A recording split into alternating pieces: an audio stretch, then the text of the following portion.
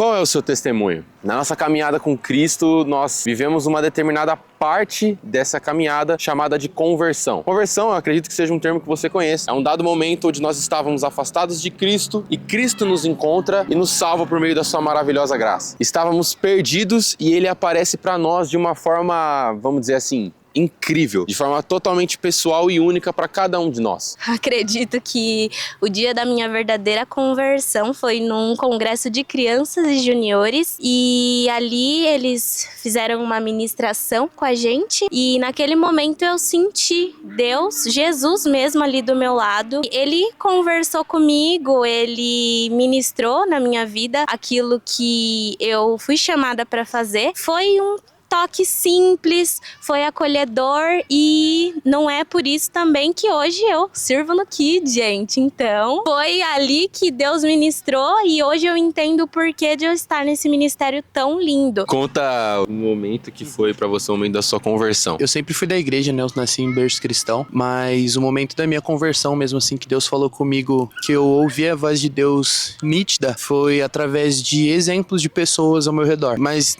eu vivi uma vida muito monótona na igreja. Ia, fazia o que era necessário, somente ia embora pra minha casa e não tinha mudança de vida, não tinha nada. Quando um amigo meu se converteu na igreja que eu frequentava, eu vi a conversão genuína dele ser uma pessoa que não conhecia Jesus antigamente, com atitudes que não falavam sobre Jesus. E em pouco tempo após a conversão dele, ele já era uma pessoa totalmente transformada, sabe? Transmitia Jesus. Então foi ali, naquele dia ali, que eu pensei, poxa, eu tô a minha vida toda aqui, não teve transformação nenhuma na minha vida, muitas das minhas atitudes não demonstram Jesus, e ele chegou agora e Jesus já fez, uma mudança extraordinária na vida dele, porque ele pode viver isso e eu não posso, sendo que o amor de Deus é pra todos nós. Então, não foi instantâneo, mas a partir dali Deus começou a me moldar e eu comecei a dar mais legalidade pra voz de Deus, ter mais sensibilidade na voz de Deus. Então, acho que esse foi o momento do meu estalo da minha conversão genuína. Você foi mediante a um exemplo, né?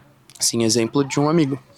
Da hora. Eu tenho certeza que assim como você acabou de escutar, você aí que está me assistindo deve ter alguma história do momento da sua conversão, ou você pode estar vivendo esse momento agora. Eu mesmo, uma vez, quando eu comentei no episódio do DMcast, eu sempre vivi no ambiente da igreja, eu sempre estive no ambiente cristão, só que eu fui ter entendimento de verdade do que era Cristo, do que era sua palavra com uns 13, 14 anos de idade. Na minha vida, quando eu decidi batizar, é onde eu falo que foi o meu momento de conversão de fato. E mais uma vez, eu creio que você que está me assistindo deve ter uma história incrível do momento da sua conversão.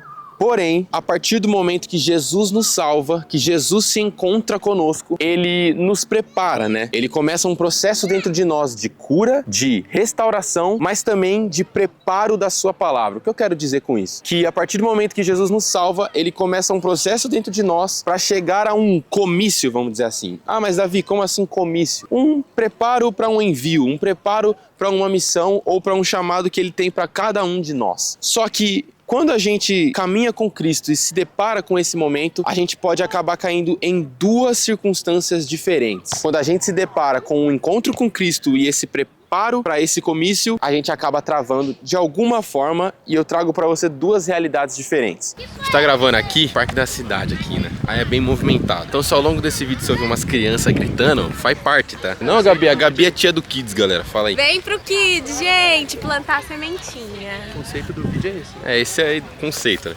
Primeira realidade, acharmos que nós somos totalmente insuficientes. A gente sabe que hoje nós vivemos em um mundo que é completa comparação. Para todo lado que a gente olha, para todo o ambiente que a gente vai, a gente vive um ambiente de completa comparação, dentro e fora do ambiente da igreja. A gente se pega num pensamento de achar que nós não somos o suficientes por fruto de olhar a grama do vizinho, ou a história do vizinho, ou no caso do que a gente está falando aqui, ah não, eu não vou compartilhar o meu testemunho, eu não vou compartilhar o que aconteceu comigo, eu não vou fazer isso porque a história do outro é melhor, a história de fulano, ele passou por isso, eu não passei por essas coisas. A gente se coloca nessa posição de insuficiência quando a gente começa a entrar em momentos de comparação. Ou às vezes por causa de um passado que fica batendo na nossa cabeça, por causa de uma situação que aconteceu há muito tempo atrás. A gente se condena, até mesmo uma realidade que não é mais parte da nossa vida, mas parece que fica batendo na nossa cabeça, falando, mas eu fiz isso, não, mas eu tenho dores nessa parte, eu tenho regiões da minha vida que eu preciso cuidar, e a gente se coloca em uma posição de insuficiência. Essa é a primeira realidade. A segunda realidade é o total oposto da primeira, onde a gente se coloca em uma postura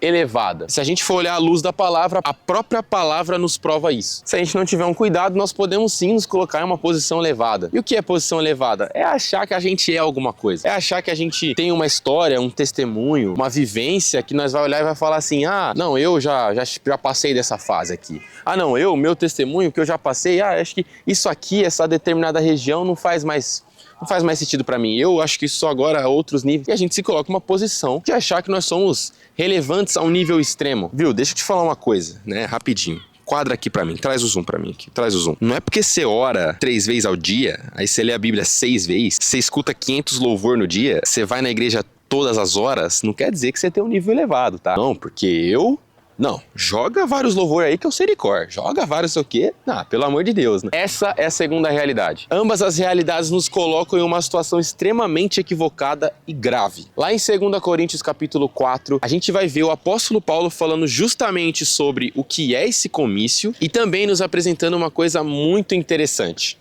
Olha aí, 2 Coríntios capítulo 4, versículos 1 e 2 diz assim: portanto, visto que temos esse ministério pela misericórdia que nos foi dada, não desanimamos. Antes, renunciamos aos procedimentos secretos e vergonhosos. Não usamos de engano, nem torcemos a palavra de Deus. Ao contrário, mediante a clara exposição da verdade, recomendamo-nos à consciência de todos diante de Deus. Paulo tá falando exatamente isso que a gente falou na introdução desse vídeo. Ele tá falando que Cristo nos salvou por sua maravilhosa graça, Cristo nos salvou pela sua maravilhosa obra da cruz, para que em um momento que nós caminhamos em uma direção, nós convergimos em direção ao olhar dele. E aí que acontece o que a gente chamou no início do vídeo de conversão, o olhar para Cristo e o direcionar a nossa vida para ele. Exatamente o que aconteceu com o apóstolo Paulo. O apóstolo Paulo vivia a sua vida em uma direção. Em um determinado momento, Cristo aparece para ele de forma totalmente sobrenatural, onde ele tem esse encontro impactante com Cristo e a partir dali converge em direção a Cristo, mudando totalmente a sua vivência. Continua comigo, versículos 3 e 4 agora. Mas, se o nosso evangelho está encoberto, para os que estão perecendo é que está encoberto. O Deus dessa era cegou o entendimento dos descrentes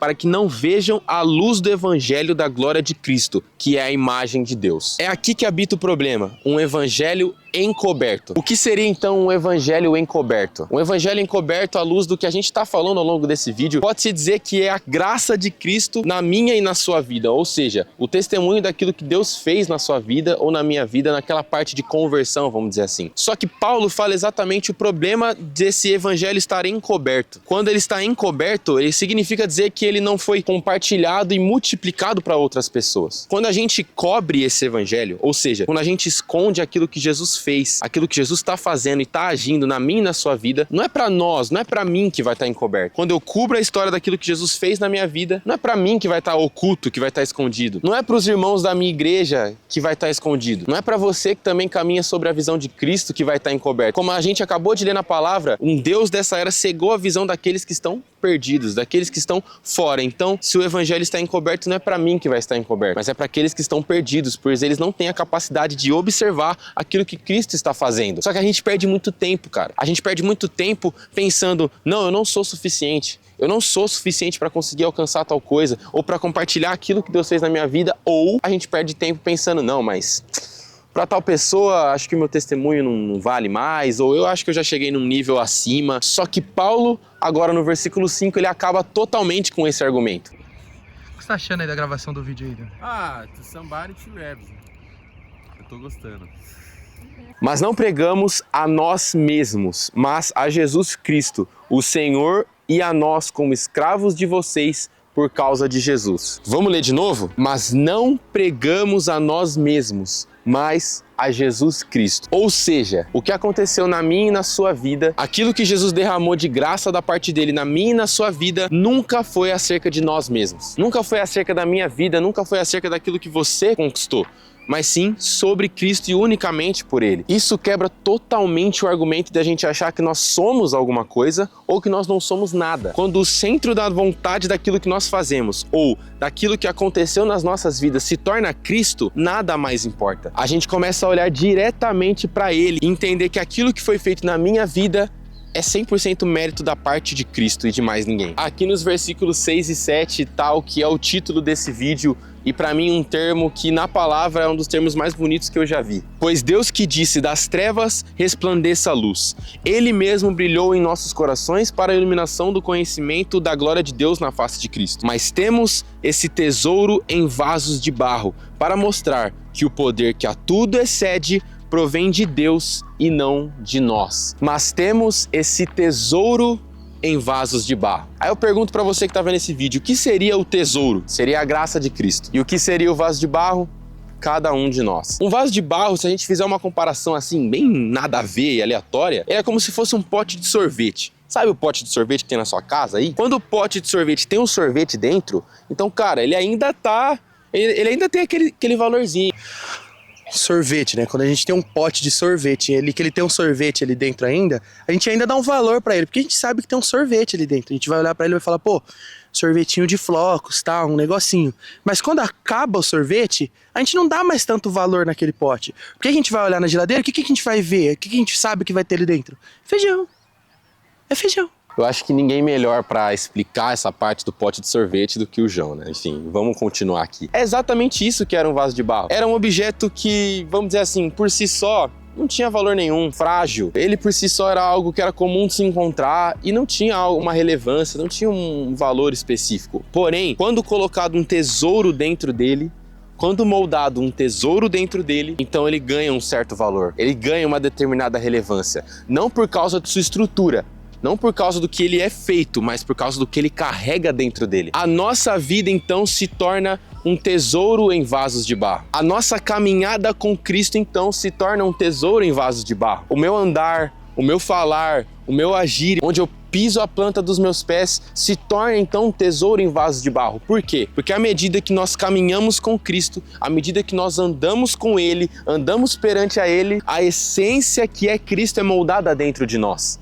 A essência que é a palavra de Cristo é moldada dentro do nosso coração. E a gente começa a refleti-lo de dentro para fora. Se a gente folhear a palavra, a gente vai ver várias e várias passagens onde tem o mesmo contexto dizendo quando Jesus vem, existe uma transformação que é de dentro para fora. A gente vê muito isso na palavra. Por quê? Porque é aquilo que a gente carrega, aquilo que é moldado dentro de nós, que é a verdadeira essência, é o verdadeiro tesouro, por mais que por fora seja um vaso de barro. Então, à medida que nós caminhamos com Cristo, nós nos tornamos parecidos com Ele. Dentro de nós é moldada uma verdadeira essência que é a presença dEle, que é a palavra dEle. A nossa vida com Cristo é um tesouro em vasos de barro. Continuando, a gente vai para os versículos 8 e 9. De todos os lados somos pressionados, mas não desanimados. Ficamos perplexos, mas não desesperados. Somos perseguidos, mas não abandonados. Abatidos, mas não destruídos. Se a gente parar para olhar essa passagem e olhar com calma, Paulo está justamente explicando a diferença entre a característica do tesouro e a característica do vaso de barro. Por exemplo, de todos os lados somos pressionados,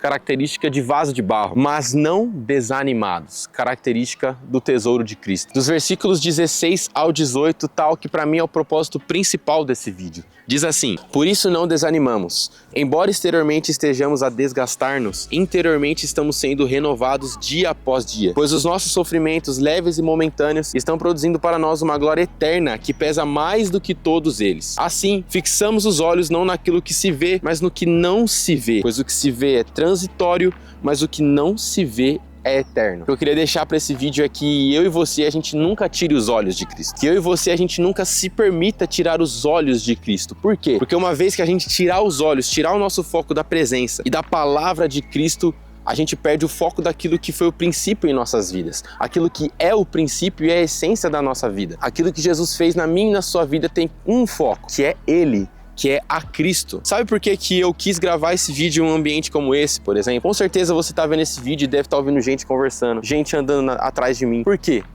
Porque são pessoas. Eu tenho certeza que cada um que apareceu nesse vídeo de forma direta ou indireta tem uma história específica. Seja dentro do ambiente da igreja ou fora do ambiente da igreja, não sei, cada um tem uma história específica. Mas o princípio de tudo é entender que essa história, para Jesus, tem um valor. Seja uma vida que já caminha para a presença dele ou ainda não conhece a palavra dele, Jesus está olhando para cada uma dessas vidas e cada uma dessas histórias e falando: ei, deixa eu assinar, ou deixa eu continuar a falar dentro dessa história. E o princípio de tudo é o nosso olhar estar sempre voltado para a presença dele. Que a gente nunca tire os olhos da presença de Cristo, porque a primeira vez que a gente tirar, a gente perde total sentido e a total direção daquilo que ele tem reservado para cada um de nós. Se você gostou desse vídeo, então pega o link dele e compartilha para todo mundo que precisa ouvir um pouco dessa palavra. E mais uma vez eu peço, se inscreve aqui no canal, que vai me ajudar bastante. Deixa o seu like aqui embaixo, que vai me ajudar muito, vai fazer com que o YouTube recomende esse vídeo para outras pessoas. Então eu agradeço demais, deixa o seu like aqui embaixo, se inscreve aqui no canal. A gente está com a meta de chegar em 500 inscritos, ó, estamos bem perto, então vamos bater essa meta aí. Me siga nas redes sociais, que vai estar tudo aparecendo aqui no rodapé aí na descrição do vídeo. Me segue por lá que a gente vai ter um contato mais frequente. Deixa aqui nos comentários qualquer coisa pra gente ter essa interação. E é isso. Espero que vocês tenham gostado. Deus abençoe e até a próxima, rapaziada.